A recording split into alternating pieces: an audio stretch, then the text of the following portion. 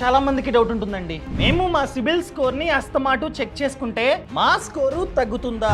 లేదు, తగ్గదు. ఎన్నిసార్లు కావాలంటే అన్ని సార్లు చెక్ చేసుకోండి. ఎందుకంటే మన సిబిల్ స్కోర్ ని మనం చెక్ చేసుకుంటే దాన్ని సాఫ్ట్ ఎంక్వైరీ అంటాం. ఎన్నిసార్లు సాఫ్ట్ ఎంక్వైరీస్ జరిగినా కూడా మన స్కోరు తగ్గదు.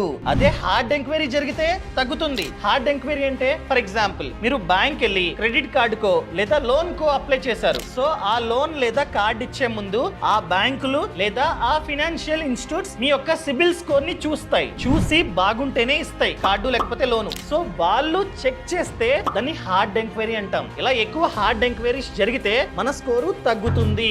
అందుకనే ఎక్కువ బ్యాంక్స్ కి వెళ్ళి ఒకేసారి అప్లై చేయకండి. ఒకవేళ అప్లై చేసినా కూడా విత్ ఇన్ 14 డేస్ లో అప్లై చేయండి. అలా విత్ ఇన్ 14 డేస్ లో అప్లై చేస్తే అన్ని ఎంక్వైరీస్ కలిపి ఒకటే ఎంక్వైరీ కింద కౌంట్ అవుతుంది. అప్పుడు పెద్దగా డౌన్ అవ్వదు. అర్థమైందా అండి? సో సాఫ్ట్ ఎంక్వైరీ అయితే ఎన్నిసార్లు అయినా చేసుకోండి.